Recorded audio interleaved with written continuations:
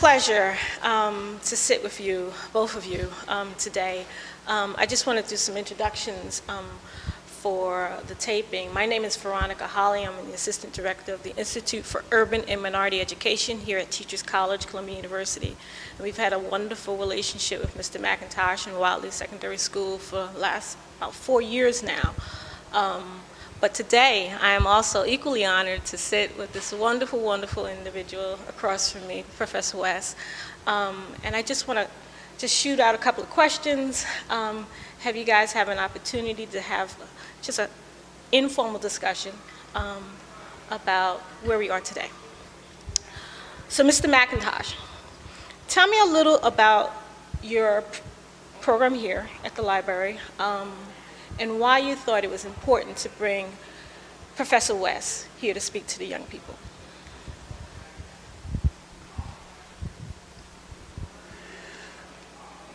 I think of a verse from the Bible, and if memory serves me correctly, I think it's Proverbs 4:23. And it says, above all else, protect your heart. It is where your life comes from. And our children are our hearts. And if we don't protect them, we don't have any life. So as you ask that question, that particular verse, and I hope I have quoted it accurately, I think it's Proverbs 4:23. As you ask that question, that particular verse resonates in my mind because it is important to protect our hearts. And as I reflect on that verse, I remember something that another poet writer said when she said that having a child is like having your heart walk outside of your body. And I can understand that. Because if your heart is outside of your body, that organ which personifies love and caring, I think it's the essence of who we are. Our children are like having our hearts walk outside of our bodies. And to the final part of your question with respect to my dear brother, Dr. West, it's a humbling experience for me to even sit in his presence. I grew up in Augusta, Georgia. I know outhouses, and I know wells, water taken from wells and pumps that we had to prime. I know picking cotton. I know the struggle of my parents. I know the agony and the suffering that my people have endured just so that I could sit here. And whenever I'm in the company of a brother or sister that speaks to that experience so eloquently, it says to me that we have a great and glorious destiny that nobody can blemish. And so it's humbling for me. I can't think of anybody else other than this brother to have here at this moment in this time. You know, I think of like Malcolm X. I mean, that would be, the next comparable figure that I can think of. But I think that for me, having Brother West here, and sometimes I think I need to sit at his knee and take some notes.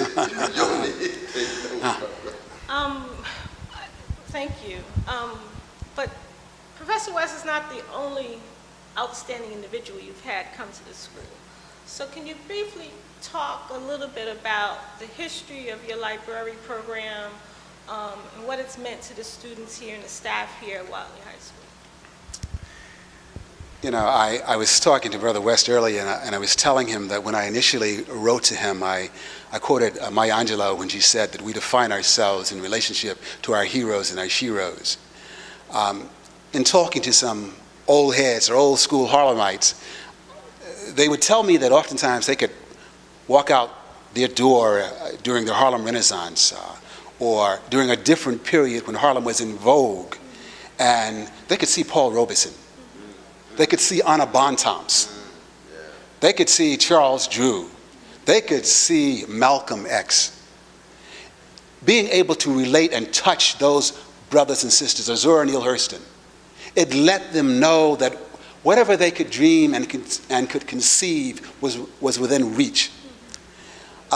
So it's been my position and my concern and my design and desire to bring as many brothers and sisters of substance into this space so that these young men and women can see others who, especially those who look like them, that they can touch, they can see, they can hug, they can embrace.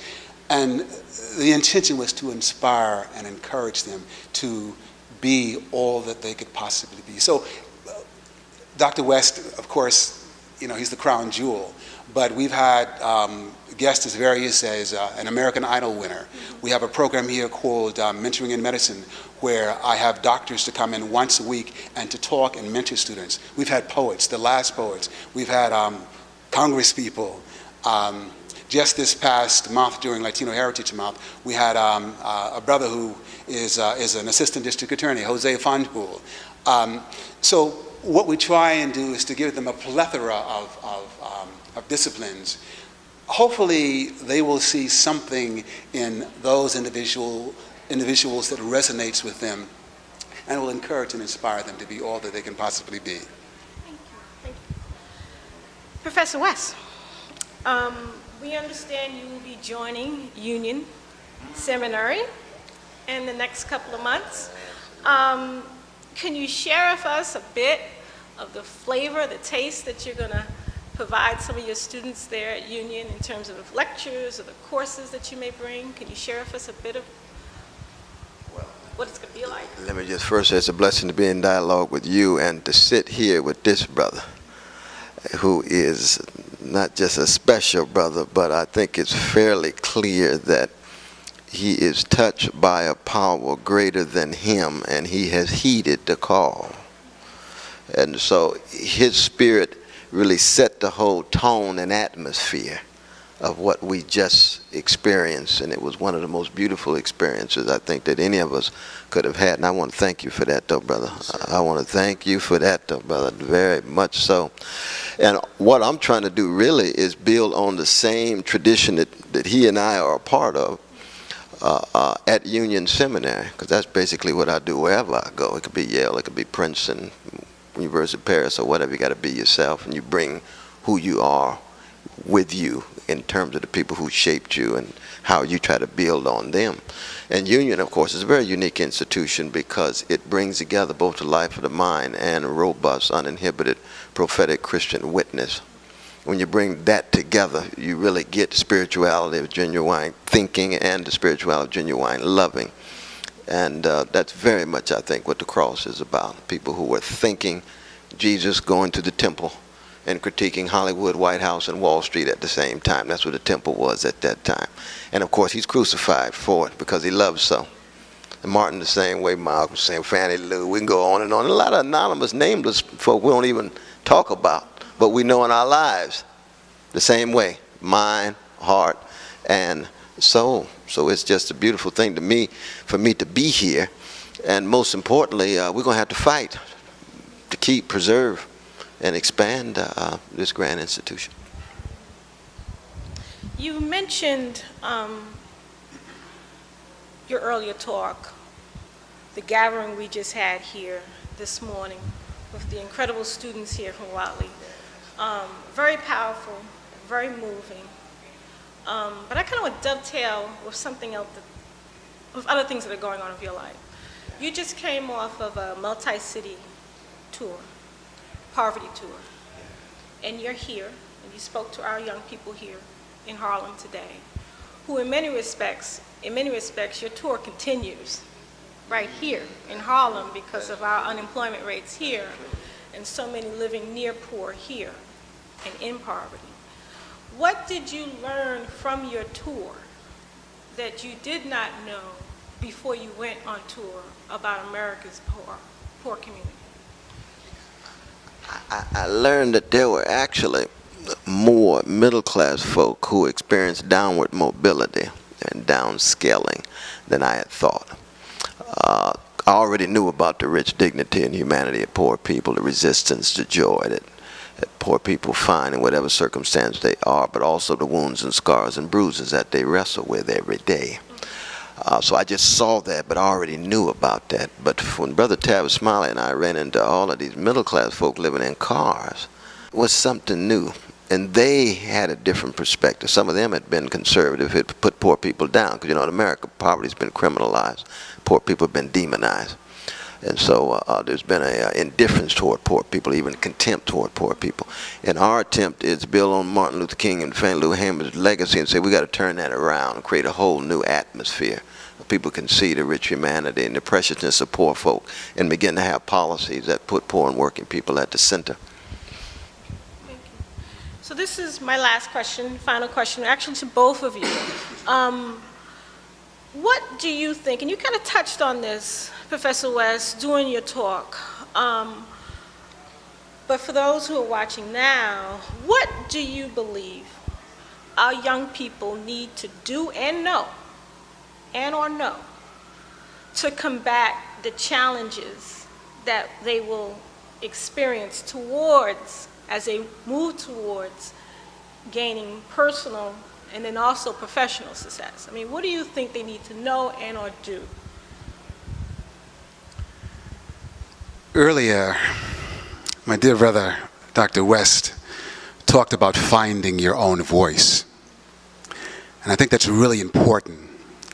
He mentioned that oftentimes we have, young people I should say, and some of us, have the proclivity towards being something other than the authentic. We become clones.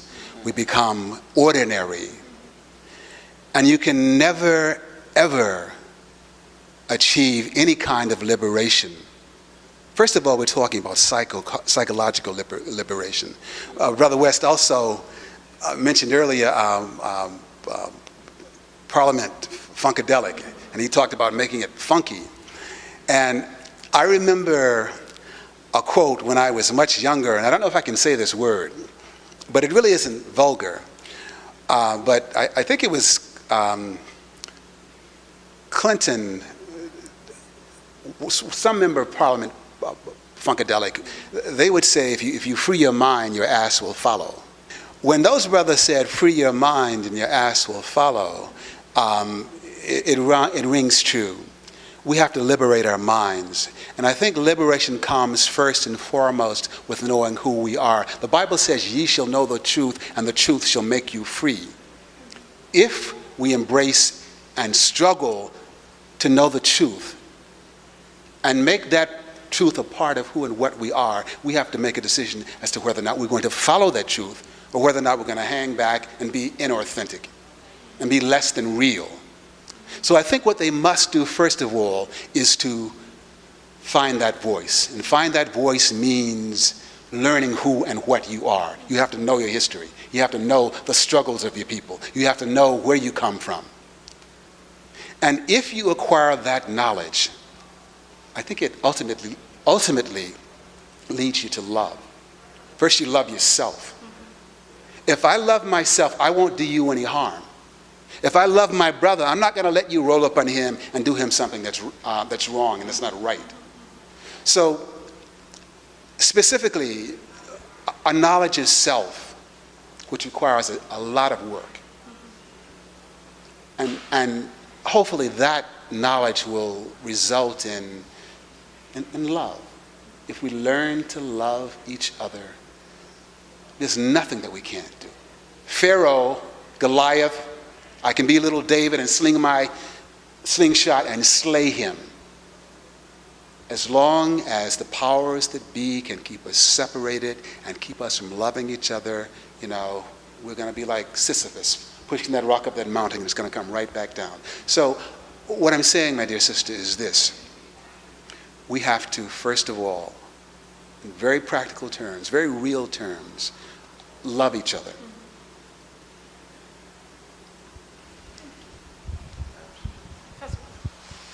No, I think that says it. I think that really does say it. I think that young folk have to recognize that they are who they are because they've been loved. That's true for all of us.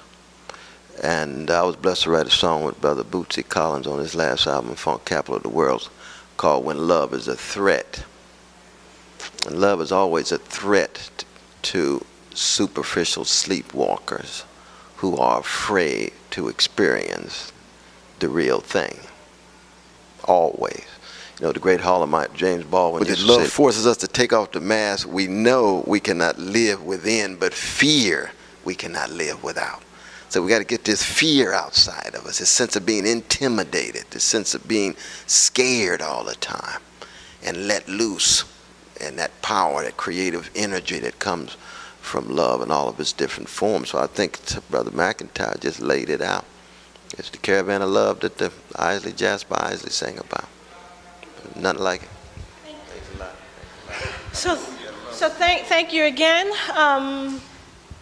Mr. Paul McIntosh and Professor Cornel West. We're here at Wadley Secondary School for the Visual and Performing Arts, and thank you for today.